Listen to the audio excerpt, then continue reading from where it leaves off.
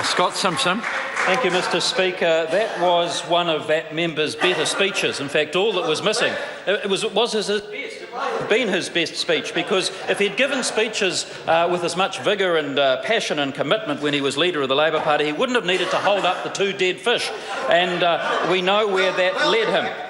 Sir, I'm speaking in this debate as a member of the Health Select Committee, and I had the privilege of being on the Health Select Committee in the last Parliament, and so I don't come from a medical background, but one of the things that you learn as part of our Select Committee process is you learn a lot about subject matters that you didn't know much about when you came into this place, and the Select Committee process gives a great learning experience for a whole range of members, and I listened with great careful intent to the contribution of my colleague and friend Dr. Shane Retty speaking only a few minutes ago, because when Dr. Retty speaks, he speaks from the experience base of having been a long-serving, dedicated, professional GP in practice on the ground, knowing how the GPs work, and I think that he made a very valuable contribution in his speech this evening, sir, when he asked the very basic question as to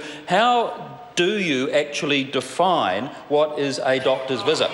And he made a very good point, because this bill in its current drafting doesn't really make that clear. This is a bill that simply provides that if you are a valid SuperGold card holder, and that if you are enrolled as a patient of a primary health care organisation, then you will be entitled to 3 free doctor's visits per year. But the bill doesn't go on in any way to define what that might incur and how it might be. So, for instance, would it be simply a blood pressure check at the premises of a GP conducted by a practitioner nurse, for instance?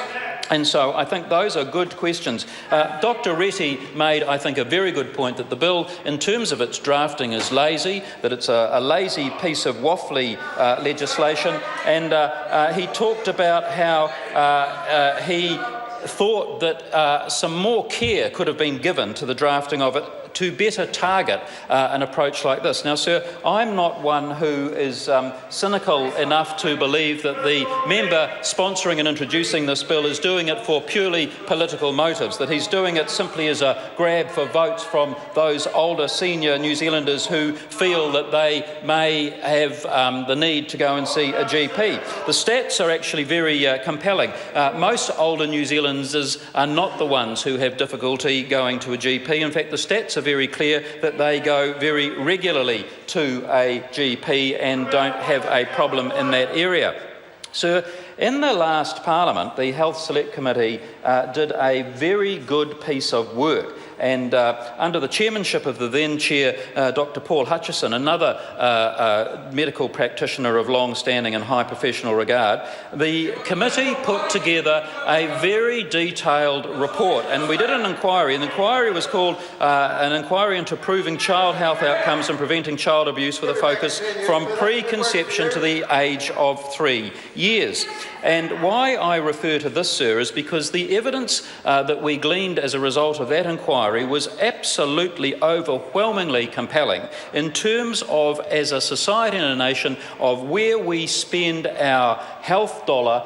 We spend probably at the moment, it was estimated in that report that well over half of the total vote health is spent on the last 2 years of life. But the report advocated for a bigger spend in the period from preconception through to the age of 3, simply because if you get that part right, then there is much less need for care in your senior years. And I want to just quote one thing from the report. It said, the evidence is very strong that the first few years of life from preconception are fundamentally important for a broad range of child health outcomes and for the achievements of children as adolescents and then as adults. And sir, I think that one of the faults of this bill is that it's not science-based, it's not targeted, it doesn't do what it proposes to do. It's a bill that I think, as I say, I'm not cynically motivated, so I don't think that the mover and the sponsor of this bill is doing it for the wrong reasons. I think probably he's attempting to do it for the right reasons,